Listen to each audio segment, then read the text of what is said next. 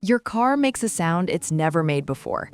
You take it in, the mechanic looks at you and says $400 to fix it. And just like that, the credit card comes out because there's nothing else to use. Here's the number that should stop you cold. According to the Federal Reserve's 2023 report on the economic well-being of U.S. households, 56% of Americans cannot cover a $400 emergency expense without borrowing money or selling something. Not 56% of low-income households, 56% of Americans, period. And the terrifying part, most of those people have been working, earning, and trying to build something financially for years, decades even. So how does $400 destroy 10 years of progress? Look, it doesn't happen all at once. It happens in a chain reaction, and that chain starts the moment you put that $400 on a credit card. The average credit card APR right now is 24.37%. That's according to the Federal Reserve's most recent data.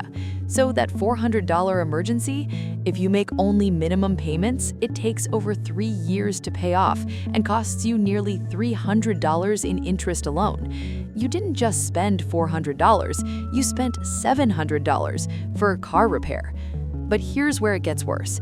That credit card balance affects your credit utilization ratio, which is the second biggest factor in your credit score.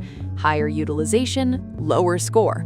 Lower score means worse rates on your next car loan, your mortgage, your refinance. Think of it like a single crack in a dam. The $400 is the crack. The flood is everything that follows. And most people don't even see the flood coming because the crack looks so small. Let me show you the real cost. Say you had $400 invested in an index fund at age 30. At 7% average annual return, by age 60, that $400 becomes $3,045. But instead of having that $400 invested, you put it on a credit card and paid it off over 3 years with interest.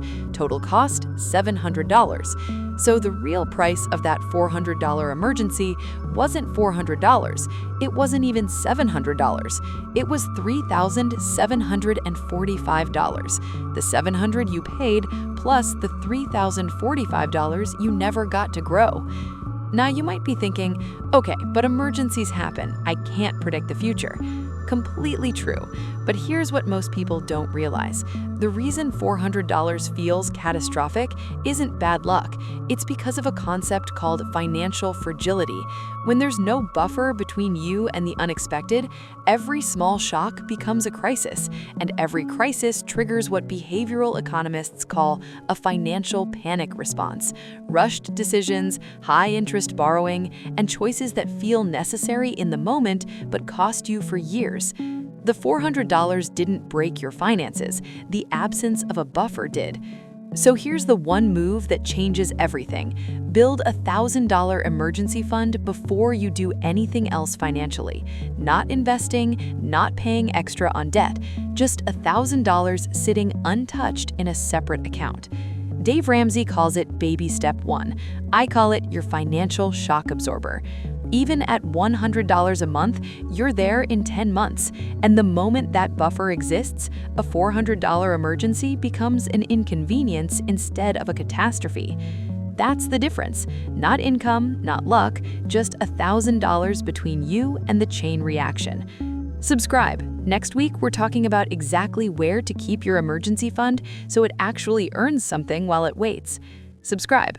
Like, comment, do you have a $1,000 emergency fund right now?